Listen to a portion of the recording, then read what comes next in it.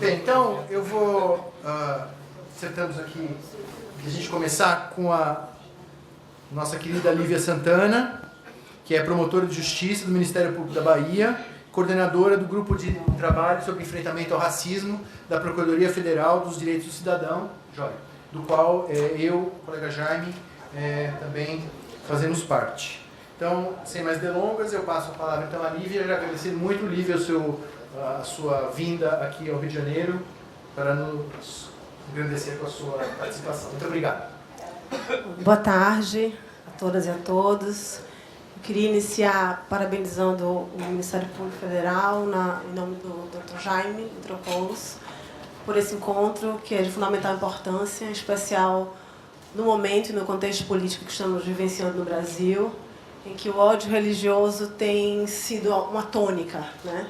Não só no Rio de Janeiro, mas no Brasil inteiro, vem se espalhando de uma maneira muito intensa. E eu começo abordando um pouco a noção de tolerância, né?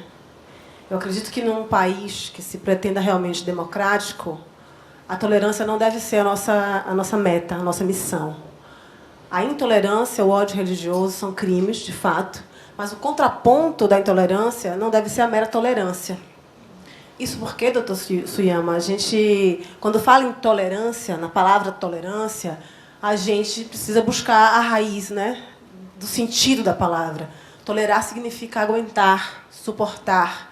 E quando a gente fala em tolerância, então, a gente está falando de uma relação de poder. E nessa relação de poder, o objeto da tolerância não tem poder de decisão. Então, quem tolera, aquele que tolera, é quem obtém o poder e que diz quem vai tolerar, quem vai deixar de tolerar, e quando vai tolerar e quando vai deixar de tolerar também.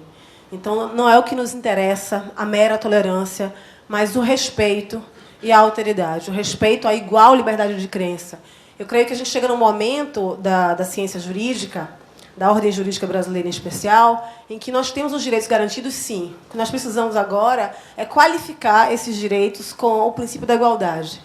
Não adianta a gente falar só em liberdade de crença, quando essa liberdade vale só para algumas pessoas e alguns grupos religiosos. A gente precisa buscar que haja realmente igualdade para todas as confissões religiosas do nosso país.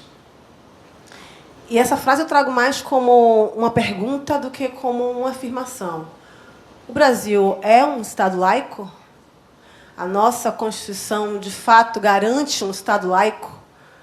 A Constituição garante. Desde 1891, nós temos a Constituição que prega o princípio do Estado laico, segundo o qual nós não temos religião oficial e segundo o qual os membros do poder público não devem privilegiar nem endossar qualquer religião. Mas, na prática, nós percebemos que essa tônica, esse princípio, não vem sendo observado. O que a gente tem observado, na verdade, é a ocupação do poder público, e eu digo em todas as esferas de poder, porque nós temos visto, na verdade, um projeto mesmo de tomada de poder que passa pelo Poder Executivo, pelo Poder Judiciário, pelo Poder Legislativo, em especial, de determinadas confissões religiosas, e que violam de maneira muito intensa o Estado laico. Nós tivemos, de 2016 para cá, alguns atos de poderes públicos municipais, não sei se recordam, lá na Bahia posso apontar pelo menos Guanambi e Porto Seguro, nos quais os prefeitos decretam simplesmente a entrega da chave da cidade ao Altíssimo, ao Senhor Jesus Cristo, expurgando outras entidades. Ora, nós sabemos muito bem que outras entidades são essas. A gente está, de fato, falando do racismo religioso. E quando um agente do poder público, que de fato pode ter a sua religiosidade, não é disso que a gente está falando, cada indivíduo tem a liberdade de crença e não crença também. Então, portanto, um membro do poder público pode exercer sua religiosidade. O que ele não pode fazer no exercício da sua função, confundir as questões e implementar, privilegiar, endossar uma religião específica. Porque quando ele faz isso, quando ele endossa uma violação tão grave do Estado laico, ele legitima o ódio religioso. E é isso que a gente tem visto no nosso país, de maneira muito mais intensa esse ano. As pessoas estão muito à vontade para relançar livros, né, que pregam o ódio a determinadas religiões afro-brasileiras, sempre são as maiores vítimas. As pessoas estão usando muito as redes sociais para manifestar o ódio, e o ódio religioso vai desde ofensas verbais a lesões corporais, invasões de templos religiosos afro-brasileiros. A gente tem o caso mais emblemático, o caso da Mãe Gilda, que hoje representa o Dia Nacional de Combate à Intolerância Religiosa, pela sua luta e pelo seu fim trágico também, que decorre da intolerância religiosa no nosso país.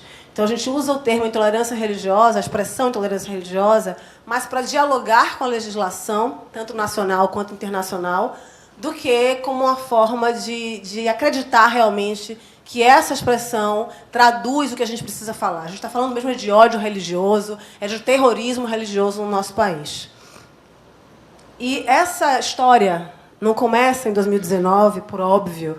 Ela começa há muitos anos atrás, mesmo quando o Brasil não tinha ainda um ordenamento jurídico próprio, a gente não tinha uma Constituição, éramos regidos pelas ordenações afoncinas, manuelinas e filipinas. E já nas Filipinas, no livro quinto, que era o livro que trazia os crimes, a gente tinha aí alguns crimes voltados especificamente para as pessoas negras.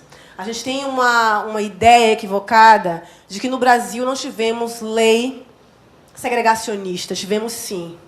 Não há necessidade de ser uma legislação como a dos Estados Unidos, da época de Jim Crow, nem há necessidade de ser uma lei, uma ordem jurídica como a da África do Sul, do Apartheid. Mas os efeitos são muito semelhantes. Então, eu não preciso dizer que são contra os negros para perseguir os negros. E esse livro quinto traz exatamente tipos criminais que afetam a população negra no nosso país. Eu digo que a escravização no Brasil, essa escravização colonizatória, ela não se contenta em escravizar os nossos corpos. Ela precisa também escravizar nossa alma. E, dessa forma, ela consegue arrancar as raízes que nós temos com nossa ancestralidade, nossa memória, nossas origens. Porque é muito mais fácil você arrancar uma árvore do solo quando você já arrancou as raízes antes. E é isso que se faz no sistema escravocrata brasileiro, né? É que a gente perca realmente toda essa referência que a gente tem com a África. Então, há o crime de feitiçaria. E, vejam só, um crime previsto no livro quinto, e que havia a sanção de pena capital, pena de morte aos feiticeiros. Eu não preciso aqui nem dizer quem eram os feiticeiros nesse período. A Constituição Imperial de 1824, aí a gente já tem um ordenamento jurídico próprio, ela definia o catolicismo como religião oficial do Império, garantindo a liberdade de culto de outras religiões, desde que exercido em ambiente doméstico, ou seja, não havia possibilidade de exercer livremente nas ruas e sem ostentação de templos. Daí a forma como as religiões de matrizes africanas ou religiões afro-brasileiras se desenvolvem no nosso país. Num ambiente muito doméstico, tradicional, ligado à família, até mesmo pela proibição legal de ostentação de templos e de exercício público dessas religiosidades. Na sequência, a gente tem um código criminal, e a gente está mesmo falando de uma criminalização de um povo, mas também da criminalização de uma religião ou de uma matriz religiosa. E esse código, de 1830, ele criminalizava a celebração pública ou em templos de religiões que não é oficial. E isso justamente se coadunando com a Constituição de 1824. Quando eu falo em arrancar as raízes, esse decreto de 1832, ele é bem emblemático, né? Determina a conversão obrigatória de todos os escravos ao catolicismo. Então, é uma forma muito mais fácil de capturar a nossa alma, nossas vivências, se a gente é obrigado a se converter. Isso ainda em 1832. Já em 1890, no Código Criminal, no Código Penal seguinte, que é de 11 de outubro de 1890, quase 2 anos depois, 2 anos e um pouquinho depois da abolição da escravatura, ou da declaração da abolição da escravatura, como eu gosto de dizer, a gente tem esse Código Penal que dedica um capítulo inteiro a criminalizar a vadiagem e a capoeiragem. Não está associada à religião aqui, mas está associada à persecução do povo negro, né? A vadiagem, porque nessa época nós sabemos bem que após a Lei Áurea, nós tivemos primeiro uma lei omissa, com 2 artigos, que declara extinta a escravatura no Brasil, e o artigo 2º revoga as disposições em contrário. Então, nenhuma norma, nada que diga respeito ao destino das pessoas então libertas. Então, essas pessoas ainda sofrem com um processo de criminalização, como eu bem estou demonstrando aqui, com um processo de embranquecimento e de subvenção da imigração europeia. Então, os europeus tiveram sua imigração subvencionada garantindo aí local de trabalho, né, postos de trabalho, moradia, terra, enquanto que os recém-libertos não tiveram nenhum direito. Então, se impede, nesse momento da nossa história, a criação de uma classe média negra. Então, quem são os vadios nesse contexto também são as pessoas negras. E a capoeiragem também é associada aos costumes trazidos de África. Crimes de espiritismo e curandeirismo, também previstos nos artigos 157 e 158 do Código Criminal de 1890, que são práticas também relacionadas às religiões afro-brasileiras. E, por fim, ainda nesse código, a criminalização ou a responsabilização penal aos maiores de 9 anos de idade. Não há dúvida nenhuma dos filhos de quem que a gente está falando quando a gente prega, por lei, uma responsabilização para os maiores de 9 anos de idade. Na sequência, a gente tem a Constituição de 1891, que é a primeira Constituição a formalizar, no plano constitucional, o princípio do Estado laico, com a liberdade de crença e culto para todas as religiões.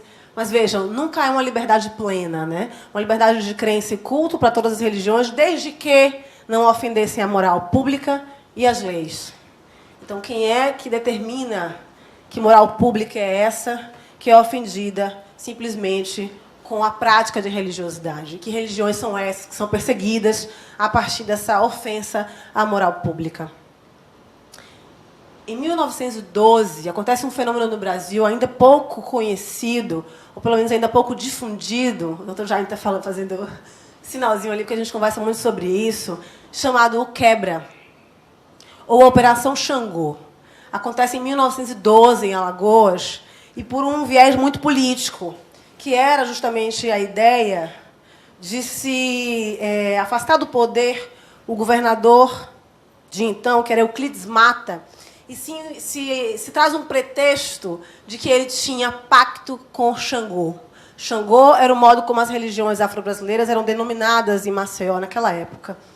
Então, justamente com esse pretexto, que é publicado como bruxaria nos jornais, no dia 2 de fevereiro de 1912, acontece essa Operação Xangô, liderada pela Liga dos Republicanos Combatentes em Maceió, e a invasão e depredação de todos os terreiros da capital, e as pessoas negras, adeptas de religiões afro-brasileiras, são espancadas em praça pública. Esse é um fenômeno que eu digo que está acontecendo hoje no Rio de Janeiro. Então, o Quebra não é em 1912, o Quebra é hoje. A Operação Xangô está acontecendo hoje. Nós estamos vivendo ciclos na nossa história, estamos repetindo essas atrocidades da nossa história. E essa Operação Xangô, o Quebra, gera um outro fenômeno como consequência, chamado Xangô Rezado Baixo, que é o silenciamento das religiões afro-brasileiras naquele Estado. De que forma se dá isso?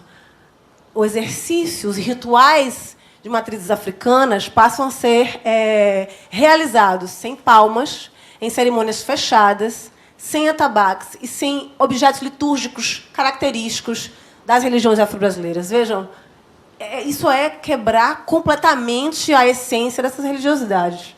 Você tem um ritual afro-brasileiro sem um atabaque, sem palmas, sem cânticos. E é esse o efeito que se traz a partir da Operação Xangô. Eu diria também que o Xangô Rezado Baixo é hoje. Quando o Ministério Público, e aí a gente tem também que fazer a meia-culpa e colocar o dedo na ferida, doutor Suyama, expede termos de ajuste de conduta obrigando pais de santo a realizar tratamento acústico de terreiros com valores altíssimos.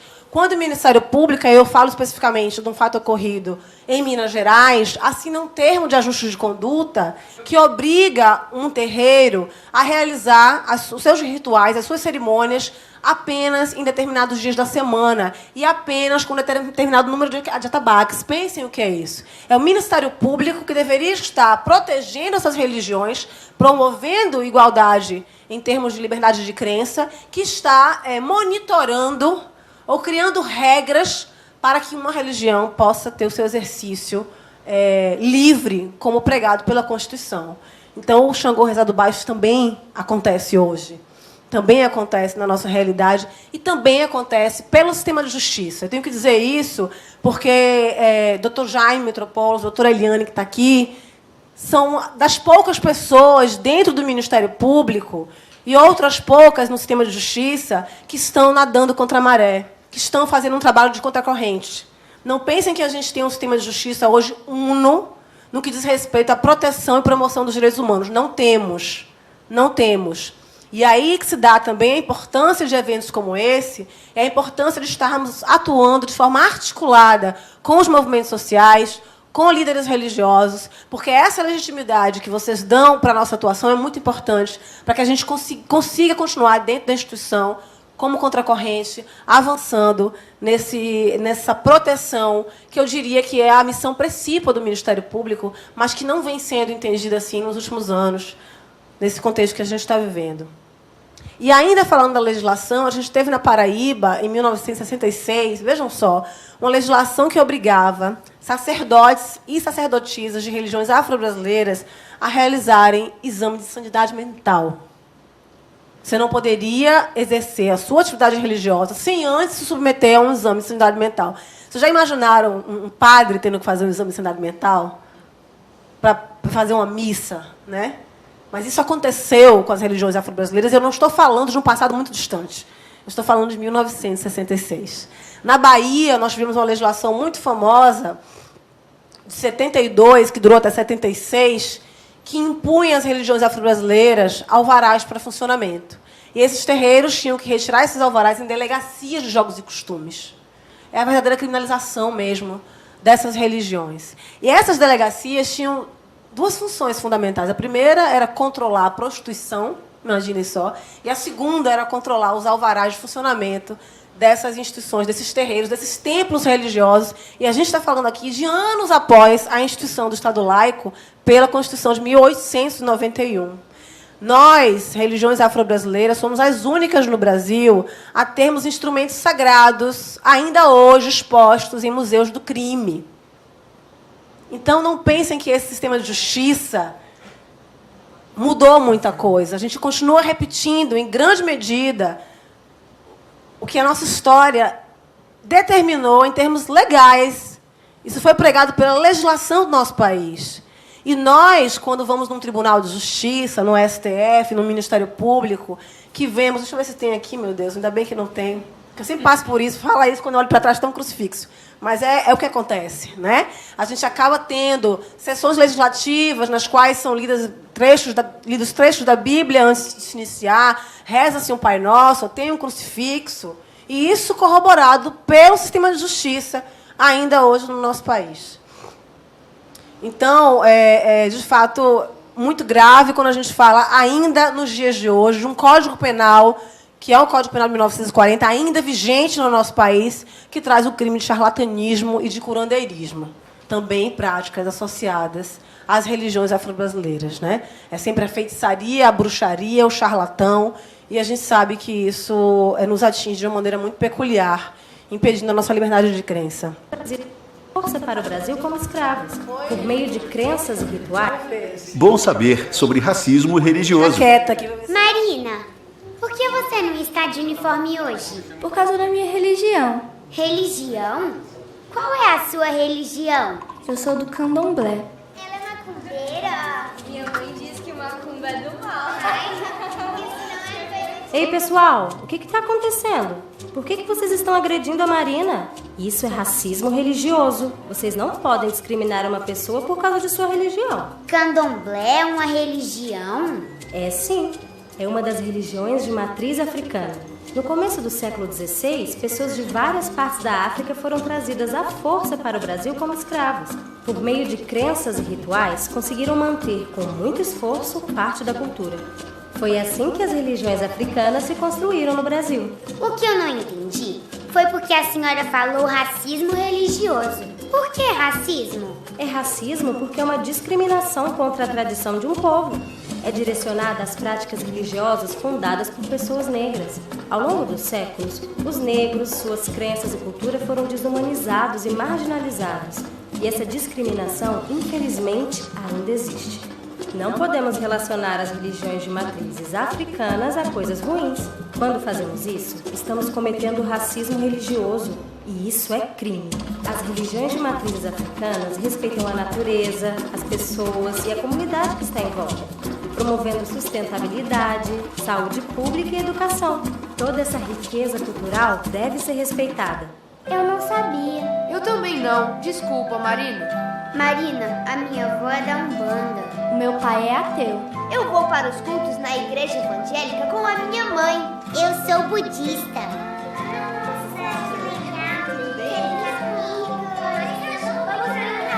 Racismo religioso não pode ser tolerado. Se você foi vítima ou presenciou algo, denuncie.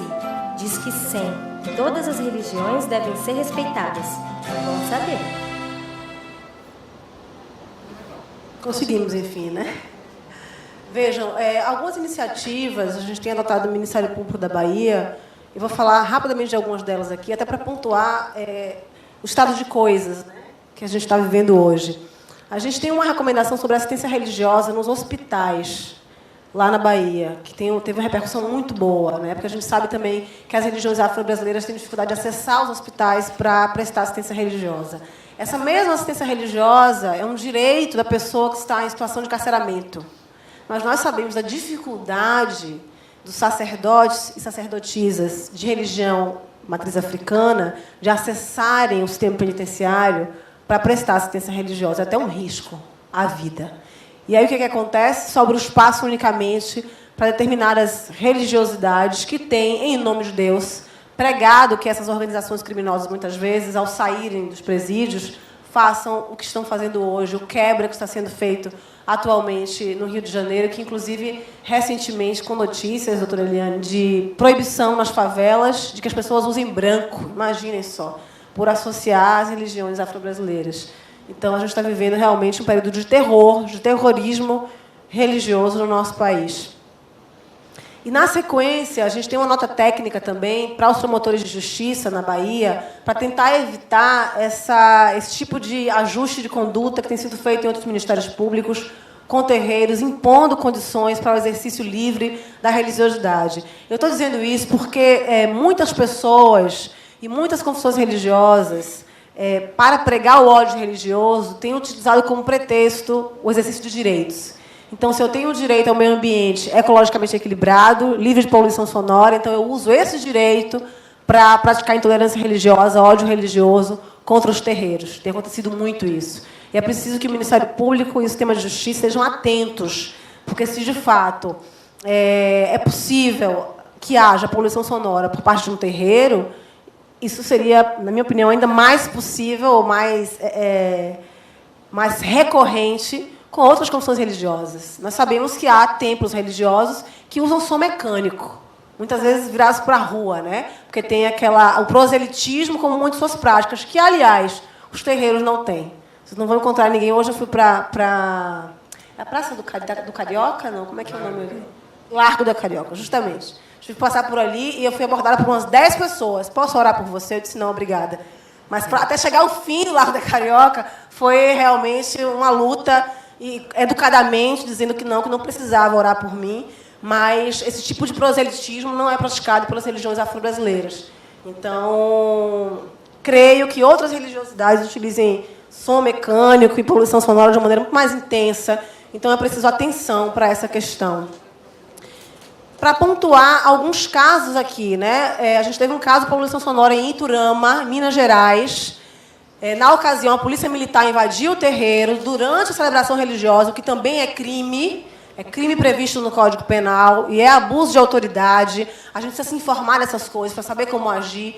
E, na ocasião, os filhos de santo filmaram a invasão do terreiro pela polícia militar. Inclusive, atabaques foram apreendidos. Olha só, a gente está repetindo mesmo a história. E deu tempo, eu fiquei sabendo logo, o professor Edio Silva fez contato comigo também, de a gente fazer contato com a doutora Cláudia Espanja, que é promotora de justiça em Minas, coordena o CAUDH de lá, para que ela contatasse o colega do interior de Iturama, para a gente conseguir que fosse feita a liberação dos atabaques e a extinção do processo contra o pai de santo, antes mesmo de chegar a ter uma audiência preliminar. E foi o que foi feito. O Ministério Público opinou pelo arquivamento, o juiz, na sequência, arquivou o processo. Abate religioso, a gente teve a decisão do STF, muito importante, mas, antes desse caso, nós tivemos um caso emblemático em Sergipe, no terreiro de Manquida. Agentes da Secretaria de Meio Ambiente de lá, municipal, invadiram com policiais o terreiro, apreenderam animais sob o argumento de maus tratos e tortura a animais no terreiro. E isso gerou uma repercussão muito importante. A Promotoria de Justiça de lá, doutor Fausto Valois, entrou com ação criminal contra a agente da Secretaria, mas também entrou com ação de dano moral coletivo, que está em curso ainda, que é muito importante também que o Ministério Público tenha ações como essa. Né? Entrou contra o Poder Público Municipal com a ação de dano moral coletivo. Essa decisão do STF sobre ensino religioso vocês devem conhecer já, que, para mim, falou de manhã, ótimo, para mim é uma violação do Estado laico. Nós sabemos que tipo de religiosidade que terá acesso a essas escolas. Vejam só, se um vídeo como esse que eu passei aqui vai ser permitido numa escola que tenha uma única confissão religiosa, que não será certamente uma confissão religiosa de matriz africana, né? Que, por sinal, são confissões religiosas de importância histórica para o nosso país.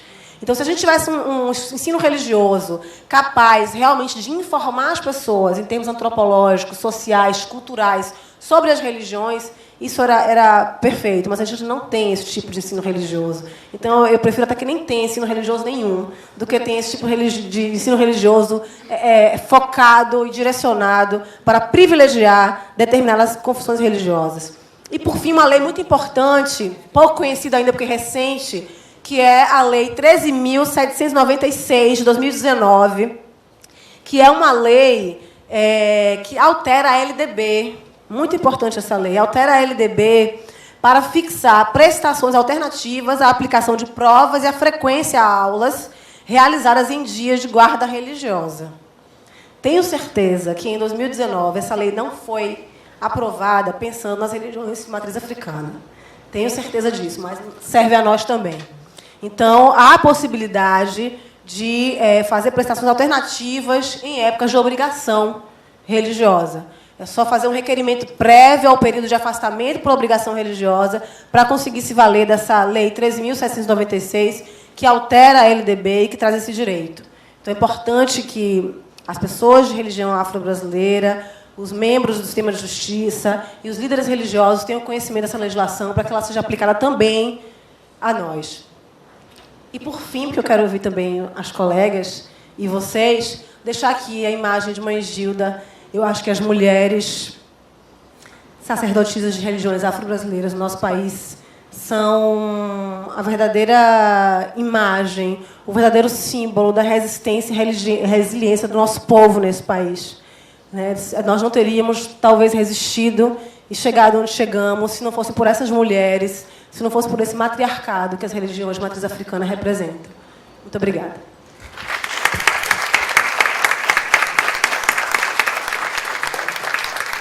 Muito obrigado, doutora Lívia. É sempre muito bom ouvi-la. Me chamou a atenção especialmente isso que você menciona, que é, acho que um aspecto muito importante, né, que é essa discriminação de fato, né, que é essa desigualdade na aplicação da lei. Eu acho que isso fica muito claro quando a gente analisa esses casos de invocação da lei ambiental, né, para perseguir especificamente os templos, porque os casos de culto das religiões afro-brasileiras, porque há uma perseguição desproporcional, né, em relação a esses casos de culto, quando nós comparamos, por exemplo, com as igrejas de matriz evangélica, né, e que também também fazem bastante barulho, mas não são algumas. São muito barulhentas e nem sempre sofrem o mesmo grau de perseguição, né, ou de controle estatal, né? E também chamou a atenção eu achei até muito significativo isso do Xangô rezado baixo, né? Que é, talvez, a gente possa dizer, Xangô é o Deus da justiça, né? Então não deixa de ser significativo ali que o Xangô estava rezado baixo. Talvez seja uma questão de rezar mais alto, né? Ali para Xangô, como Deus da justiça, ser ouvido, né? Isso, obviamente, respeitando todas as religiões, né? E eu queria, então, agora passar a palavra para a nossa querida amiga Luz Marina Campos Garcia, que é pastora da Igreja Luterana, teóloga e membro do Conselho Estadual de Promoção e Defesa da Liberdade Religiosa. Vou passar aqui e depois eu passo para a gente fazer um bate-bola aqui. Isso. Obrigado. Obrigado pela sua presença. Eu que agradeço, muito obrigada pela oportunidade. Eu queria começar mencionando o que a Flávia já falou hoje de manhã acerca do cancelamento da mostra de filme lá no Centro Cultural da Justiça Federal do Rio de Janeiro. 3 filmes foram suspensos ou vetados, 2 deles sob a acusação, vamos dizer assim, de que conteriam ataques ao presidente Jair Bolsonaro, e um terceiro filme que é nosso sagrado, cuja direção é aqui do Fernando está aqui na frente, foi vetado porque, de acordo com a nota, continha caráter político. Muito bem, este filme é um documentário sobre racismo religioso contra as religiões de matriz africana e aquelas peças que até hoje são retidas no Museu da Polícia Civil. O Centro Cultural da Polícia Federal alegou que esse filme, então, tinha o caráter partidário. Por quê? Porque nos créditos e nos agradecimentos aparecia lá o logotipo do mandato da Marielle Franco. Bom, eu queria dizer o seguinte: a violência religiosa, ela acontece de